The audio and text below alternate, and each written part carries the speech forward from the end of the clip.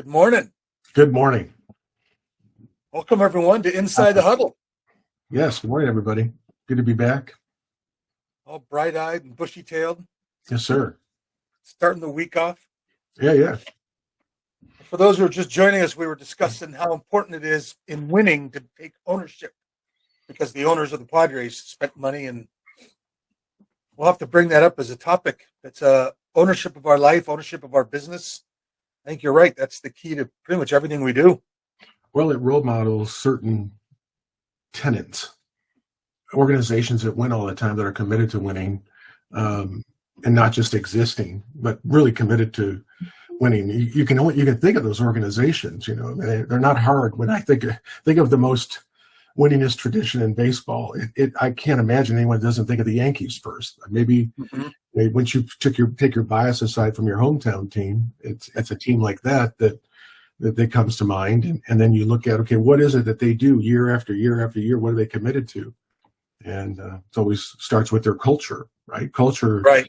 What we expect around here, how we want you to behave. And the Yankees are still, I think, one of the only organizations in pro sports where you're not allowed to have facial hair. Right. Bizarre, but that's just something they subscribe to. And anyway, go down a rabbit hole with that. But it's but there's part of that culture is the expectation that you're going to win. Yeah. No different than we talk about assume the sale. The expectation is that every single person needs my services and wants to use me. They go in without a doubt about that. Kind of leads us into our topic in a way, because one of the things you and I talked about on Friday was a kind of a backward approach to it is why do real estate agents fail? Of course, we have a group here that is better than most, but it will lead to something, right? And I think there are three reasons agents don't perform at their highest and best, or not to sound negative or say why agents fail. One is they fail to set a big goal or a big plan. They're not working a plan. They don't have a big goal that they're emotionally invested in. They fail to time block their mornings for lead generation, or they don't understand that all businesses are database driven. All businesses are database driven. And so if you sit down with an individual that's not achieving their highest and best performance, it's going to be one of those three things that will become crystal clear when you're consulting with them, right? Right. Absolutely right. And it is also it's not only I almost say this and I don't like the sound of it, low hanging fruit, but our database is where the business comes from. Certainly the easiest business, because we've already developed the relationship. Know me, like me, trust me. We have that going on with all of them. Yeah. But what's the 7 most dangerous worlds? I forgot you were in real estate. It's on us. Yeah. When I look at the top agents, it's been done. I mean, research has been done on these folks, and when you look at almost every one of them to a person, the 3 or 4 top things in their business is the management of their database. I mean, like, you will find that as an active activity, right? And what's funny is that for those folks, the real estate transaction is kind of a distraction. It's like they're just consumed with driving and building their database, and the deal just happens, right? And so, when you are just consumed with constantly building your database such that your activities start every day and improving that or working upon that. One of the ahas I got when I was very early on in the business was with, several top producers role model this. That is that they had a certain database, a certain number, and they were able to work backwards from that in determining what their income potential was, because for them, 50% of all of their business was database driven, 50%. So there's this math equation that started to be obvious to me, that if I had so many people in my database, I could predict that I could take from that or produce from that X amount of transactions. And of course, conversion rates and average sales price impact that. But This isn't news to you, I'm sure, too, as a coach with Barry. I mean, right? This is one of the most stable data points in real estate. Right. We know almost, you can get it down to the percentage what's going to happen over time. All of this is law of large numbers too. You can't have 20 people in your database and say, I know what's going to happen. But by the time you get to 200 or 300, we do know. And the goal that I have for the agents I work with is always a 10% conversion.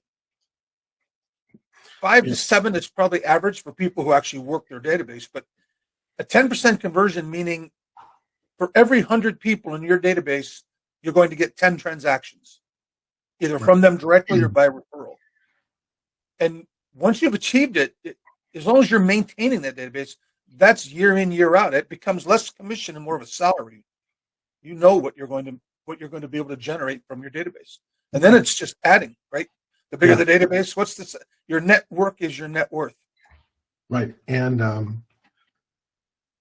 so what I see is, and the reason I want to talk about it today is, and maybe we can make this somewhat interactive too, because I'd love to, we have like 25 guests on our show today, but it would be nice, just ask the question, how many of you start your morning working your database, right? Because the challenge for working a database is it's very boring. Like the routine of working that it's like success is always on the other side of boredom, isn't it? Right. Yeah, funny how that works. It's like always on the other side of it. And the number one challenge I think agents face is lead generation. Leads to, real estate's a complex life, isn't it? I mean, and I think what ends up happening is agents endorse the complex life as opposed to reducing it down to the single one thing that they could do to produce transactions for themselves.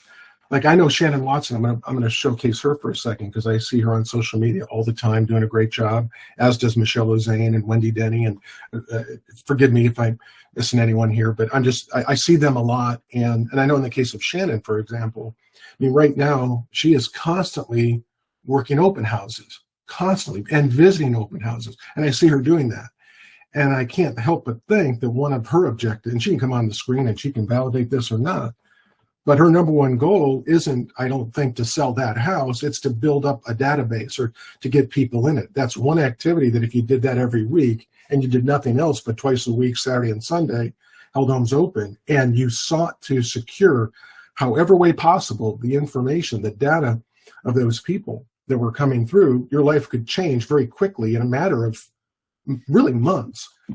And when the pandemic hit, I got to thinking about the importance of a database. And I think you and I were talking about this, right?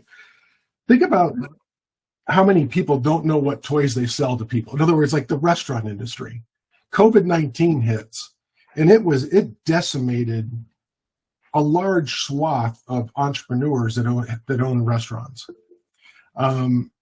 Very few of them knew who their customers were because they weren't spending time by any means possible figuring out who you were and why you were there. They would see Sean and come in every Thursday and he likes shrimp. You and Lisa ordering shrimp scampi every Thursday. This is your favorite restaurant. Hey Sean, hey Lisa, but they don't know who you are. They don't know where you live. Mm-hmm. What if during the pandemic they were actively managing a database that they could reach out and say, because of what's going on, we know that you guys like to come into our restaurant every Thursday. We're going to deliver this to you. Not only are we going to deliver it to you for this first go around, we're going to give you half off because we want to maintain that relationship. And if they knew who their customers were, how many restaurants would have had a different outcome during COVID? It's absolutely true. As a matter of fact, it's funny that you bring that up. There is a restaurant in La Mesa that my wife and I go to almost weekly called Bamboo, one of our favorite sushi places. It's our regular date night place. And so some of the staff now knows us.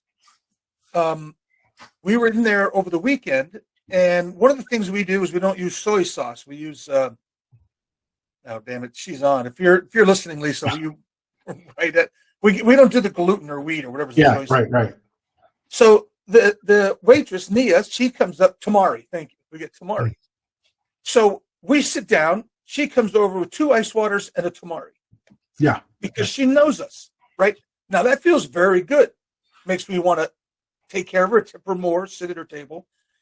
they started a new thing there where they got this little like iPad kind of thing that they do the orders with now. And I said, well, that's interesting. She goes, that's kind of a pain, but the food does come out faster, so that's good. I said, well, do you have a place in there for notes? She said, no. Why would you not have a place where she could put in our names? She already knows us by sight. Imagine walking in and she said, Sean, Lisa, great to see you. Let me get you some rights. That's the customer service, the data point that you're talking about. That's right. There's nothing special, just like us with our data. You're not rocking the world with some kind of information every couple of months. You're just acknowledging them. Right? Well, saying, hey, you're here. If you have a database of 4,000 people and you never follow up with them, all it is a phone book. Right. It's just a phone book. All you have to understand that all businesses are driven by their database. And think about if you were actually, if you were working with that type of intensity. Here's a question for you, for anybody on the call. What type of transaction, what type of lead pays the highest commission typically? Like what type of lead or what type of transaction will pay you the highest commission rate? And where you got listing, I assume. But I would say it's a referral, right? So if I give you a referral that someone refers you to, they're usually uncomfortable even asking you to take a discount, but someone referred them to you, and now you've got the opportunity to secure that business. And so in my estimation over time, I've determined that the best margin transaction you're going to get is a referral. Heck, even if you received a referral for 25% for doing absolutely nothing, when you think of your time investment, that's the highest return on investment, right? Another question is, what's the most loyal lead you will ever have? Right, someone you know well already. A referral or a past client. Mm-hmm. All of this is to say that if you had a network or a database that you were actively mining, because I learned very early on in my career, and I this isn't for everyone, but for me, I never tried to sell someone a house the first time I met them. I wanted to get them in my database and see if it's this week that they need to buy a house, if it's next year if they need to buy a house, if it's 5 years from now they need to buy a house. Meet them where they're at. And if I could just keep adding those kind of people into my life consistently, based on what was role modeled for me, that would make a difference.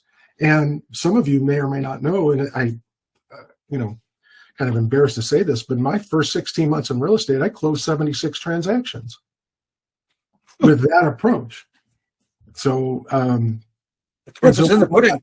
I'm not talking about something here that, and I can tell you how. And the reason I was able to build my database up is I worked exclusively for sale by owners and expired listings. And today, we didn't know what Instagram was or Facebook and the 7 degrees of separations that I was embedded into me. It's not who you know, it's who they know. And we didn't even have this tool in front of us. So I had to go, right? It's like the stories our parents. When I was a kid, I had to walk through 6 inches of snow every day, right? So this is kind of my story, right? I had to work the expireds, the FSBOs, but because I did it consistently every single day, 5 days a week, and then spent the weekends showing property or holding it open those early stages, that is how I produced those type of results. And it wasn't easy. It was very boring to do that over and over and over again. But I found out something that most people give up after the first no. And that but only a handful of us keep moving on after the second no. And so anyway, my point is to say that all the time I was doing this, I was putting them not into a Rolodex. And they were a Rolodex, but at time they moved into top producer and became an effective database, by which I obsessed about doing that every single morning. And so I just thought sharing that today, because I do believe your database is your only asset. I believe in any business. In any business, your database is your only asset. If you talk to an accountant about a business planning and their business, they'll have a line item called goodwill. Every business has a line item called goodwill. It's often the biggest single line item asset they have. Goodwill is their database. It's their value as an existing company that they've developed with other people. And it's your biggest line item almost every time. Right. I wanted to share, one of the things I love about this is it changes how we go about our business. I mean, real estate is a hard business, period. anything that's this valuable and Right. this It is complex. Yeah. right. But we tend to make it worse. Right. We get in our own way. For instance, we feel rejection, right? We view this whole thing as a binary yes, no, I have to sell, when instead there should be 600 people that are in my database. Your only thought is, you know what I do for a living? I come in the office for 2 hours a day and I chat with friends. I see what's going on in their life. I'm not selling anything. I solve problems. Sometimes it's a real estate problem and I get handsomely paid for that. But whatever it is, I'm just a problem solver for people. I come in and chat with friends for 2 hours every day and see what's going on in their life. And there's something I can help them with or connect them, then I do that. There's never rejection in that. There's that you could look forward to doing that. That's the goal of this business, just to have a lot of people I know. Ramon still said it. I mean, when we had him on, he was talking about his database and, well, what's your pitch or what are you asking them? He said, I'm just being a good human being. I'm just chatting with my friends. What a great living that is. Right, right. I kind of think back to my time now as I transitioned out of sales into management, that how when I was getting ready for our session today, it got me to thinking about how really I've done nothing different than what helped me be successful selling houses when I was a real estate agent. That made me an effective recruiter manager before I came to Compass. We have a growth team that does that now, but the biggest asset I could bring to a company is to help grow and develop its people, right? And so the goal in recruiting for me was never to recruit the person on the spot. It was to meet enough people to build a database to be referred to, and so that I could wake up, if they ever woke up one day and they were in an environment that wasn't supporting their need, they'd know me as a backup plan, as their plan B, because I believe, like everything we consume, just like the agents on this call, we know where we are today and we know where we go tomorrow if something bad happened, right? I mean, we have a plan. We always have a first and a second position for anything we consume with regularity. If I can't buy Colgate toothpaste, I'm getting Crest. If I can't get Crest, I run at options, right? I mean, you can do this with just about everything. If I buy this laundry detergent, the new one we've been using for a long time is Purcell. Named after you. If we can't get Purcell, then we use probably Tide. If we can't get Tide, I don't know third position. So this is the important. If you believe that this is true, that we have a first and second position for everything, then the database is, again, critically important, not so that you get frustrated when you start putting people in and it instantly doesn't produce the result.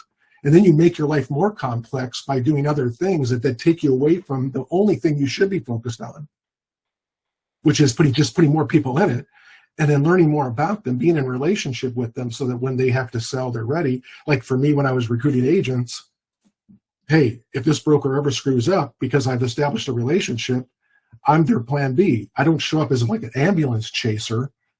Like here at Compass, we've had, if you have a bad earnings report, all of a sudden you get every competitor emailing every agent, hey, see, Compass is this, Compass is that. So they're not, like an ambulance chaser trying to scare you into a decision, which doesn't work for high-minded people. In fact, it's the worst thing you could do. And it's not something you want to do, so you'll end up not doing it. So that's why you get to know the people in your database, know their toys, as I say, know their currency. And be ready. This is why, by the way, a couple of weeks ago when you and I were talking about the marketing campaign, the Touch campaign, and we had Randall on, and it's people, when they think of buying and selling real estate, Sean, they don't just wake up and say, I think we should call a real estate agent today. No. Or better yet, I don't think they wake up and say, hey, I think we should call Sean and Lisa. You need the importance of the database and working it and mining it is such that when they're making that decision, you're touching them enough because you have the database, you're properly mining it, that the timing is right, that you're close to that decision and you slide in. Right. And of course, almost like they didn't know you were there. You're their go-to, but you're never in the way. Right. So anyway, and it is when you do it that way, like you said, I'll be your backup agent. You have so Lisa's on the call. My wife, when she was a recruiter before, she was the CEO at Keller Williams, the team lead. Yeah. Hundreds and hundreds of agents. I mean, you have no idea how many agents she hired. And her method was very simple. She'd just stay in contact with them. Basically wait until wherever they were screwed up. Right. Right? That's the epiphany moment. And she just happens to be there. It's the epiphany of, our home is too small. And there you are. You were there all the time, but they didn't realize it. You're their go-to. You're the value person there that you want it to not even be a thought. There should never be a question who they're going to use when it comes up. The question is just, when is it going to come up? That's right. Yeah, right. That's it. That's what I'm saying. Right. So it's like, if you're focused on that, then the real estate transaction, it happens. It just is a distraction if you are committed to being in relationship and waiting for that moment to present itself. That's the trick here. And you can monetize this. When I look at this, because I like numbers, right? And so I say, okay, average commission, let's say right now is $25,000. I have a 10% conversion in my database. So that's like saying every 10th person is going to pay me $25,000 a year. That's right. Or every single person is going to pay me $2,500. It's a 10% conversion, so everybody's brings 10% of the commission value to me. Once you think of it that way, you go look at your database. I have 100 people in there. Okay, that's $250,000. Every time I make friends with someone, I create a relationship, and they trust me with their data to enter, I just got a $2,500 raise to my salary. I'm not on commission anymore. I have a salary. When you think of it that way, why do you ever let somebody go? When you meet someone, be curious about them, find out about them, build rapport, add them to your database, and increase your salary by another $2,500. What business can you do that in? You could add one a week, right? Anybody could add one person a week. Or could you go to your boss every week and say, I need my salary to go up another $2,500? Yeah. Well, listen, it's the basis of all great business. Look, when a dentist, a doctor, an optometrist, a realtor, when they retire and they have an exit strategy, what are they selling? That's selling their database. They're selling that database. And by the way, not just a database, right? It has to be a database that you can establish, that you have relationship with. Sean has been my customer for 18 years. He's been coming to this office for 18 years to get his teeth cleaned, to get, right? I mean, that's what a business is buying. And if you run your business that way, you've got something really, really valuable and tangible, so that when you decide to exit out, you have something really valuable that someone could acquire.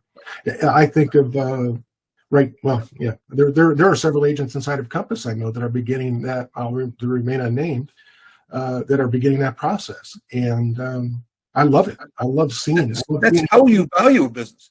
When someone buys a business, it's based on the database's recurring income. And then some things will be a factor, 1.5 times that or 2 times that, depends on the business industry. But that's literally how you're valuing the business is what's the income produced by their database. Well, I don't want to beat it to death, so we'll just end, and then maybe we can take some Q&A, or you can add what you'd like. But I just want to say that actually, Carl posted a question. Oh, go ahead. Yeah, no, I was going to say, just put a bow on it. If you do anything, in the next month or so, just like you and I, Sean, we're going to be beginning that process of business planning for 2023. Mm-hmm. And I would offer up to all of you on the call that if you do nothing but this in 2023, begin to take your database more seriously, if you're not already, it will be the single biggest thing you could do to increase your performance, your production, your revenue. I promise you, and we can help backfill what you do with that in terms of timing and cadence. We've tried that in a couple sessions back, and maybe this is kind of backwards. Maybe this. Those are all on tape too. You can go back. I mean, we went into some detail on it. Yeah, there's a good start. When we're getting ready to do your business plan, go count your database, times that by 10% and $25,000. If you're doing better than that, we're in good shape. We can always do better, but we're in good shape. If that's not what you're earning, then that's where the focus has to be. Right. We need to at least be there. Okay. I did want to, Carl, I actually wanted to comment on this. I'm so glad you brought it up. But most of you have seen the CMA a day challenge. For a lot of you, for the regulars who join our podcast every week, you started doing this about 4 months ago, 5 months ago. I forget when we first brought it up. There's one thing missing. I'm surprised in the one that's coming out right now from Sky. It doesn't have the phone call. The biggest, most important part of the CMA a day is that in the email, when you send them the CMA, you say, I'm going to follow up with you within 2 days to see if you have any questions about this or what you think about the pricing. You have to make the follow-up call. That's where the business happens. Don't be passive. This is our database we're talking about. So the CMA a day thing works really well. We have agents doing it, and they come back and say, oh, my God, I can't believe how good this works. Especially now, there's been such a run-up in equity. Everybody loves to get that information. That's right. But you must absolutely 100% follow it up with a phone call, or it almost becomes a pointless exercise. I couldn't agree with you more. 100%. Is that helpful, Carl? Fortune is in the follow-up, Michelle says. I love it. It's it. It's like we're preaching to the choir. Yeah, I know, but It's such a good group. Does anybody else have questions about anything going on right now? Their database, the CMA a day, which is the database. I mean, it's a brilliant.